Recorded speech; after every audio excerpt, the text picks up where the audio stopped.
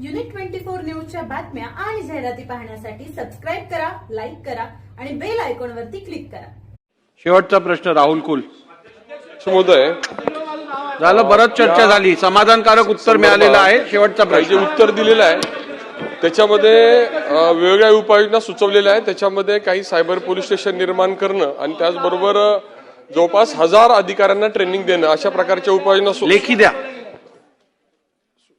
सुचवलेल्या आहेत। तर या उपाययोजना सुचवल्यानंतर ही सगळी प्रक्रिया झाल्यानंतर आपण या राज्यातील नागरिकांना कधीपर्यंत आपण आश्वस्त करू शकू की आपण पूर्ण क्षमतेने कार्यरत आहे, हा माझा पहिला प्रश्न आहे।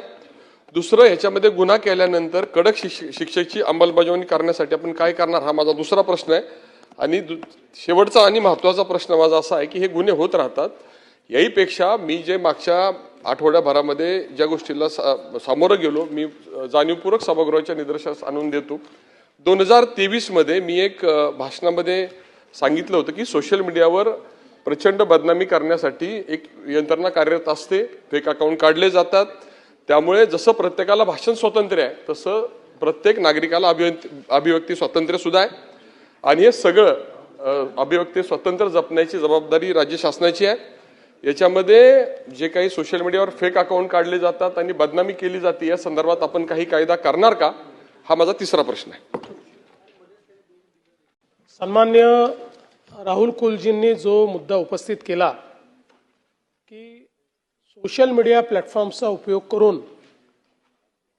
कुठल्याही पुराव्याविना बदनामी करणे हे खूप मोठ्या प्रमाणात वाढलेलं आहे आणि समाजातल्या सगळ्या स्तरातल्या लोकांना त्याचा सामना करावा लागतो, महिलांना तर विशेषतः करावा लागतो। आणि म्हणून या संदर्भात कायद्यामध्ये काही बदल किंवा तरतूद करता येईल का हे पडताळून पाहण्याकरता राज्याचे जे DG आहेत त्यांच्या अध्यक्षतेखाली एक कमिटी तयार करण्यात येईल आणि त्यांच्या रिकमेंडेशन प्रमाणे पुढची कारवाई केली जाईल। या संदर्भात मुख्यमंत्री महोदय एकच सजेशन असं आहे की इन्फॉर्मेशन टेक्नॉलॉजी ऍक्ट खाली सेक्शन 66A मला वाटतं, त्यावेळेला असं डेफर्मेटरी काहीही आपण इंटरनेटवर टाकलं तर यापूर्वी अरेस्ट करायची तरतूद होती, त्यानंतर ती आपण शिथिल केली आणि ती प्रोव्हिजन आपण काढली। तर आता ही वाढतं प्रमाण बघून तशी प्रोव्हिजन परत आणण्याची गरज आहे का, यावरती परत लक्ष देणं आवश्यक आहे। होय अध्यक्ष महोदय, मुळामध्ये आपल्याला कल्पना आहे की हा जो कायदा आहे या कायद्यामध्ये सर्वोच्च न्यायालयाने काही त्याच्यामध्ये निर्णय दिले आणि त्या निर्णयांमुळे एक प्रकारे या कायद्याची इफेक्टिव्हिटी कमी झाली आहे।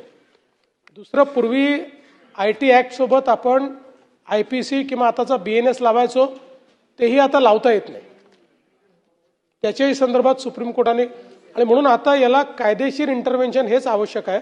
त्यामुळे आपण जसं सांगितलं तेही या समितीच्या कार्यकक्षेत देऊन आपल्याला स्टेट ॲक्ट, स्टेट अमेंडमेंट जे काही करता येईल त्या संदर्भात ते करण्याचा प्रयत्न करू।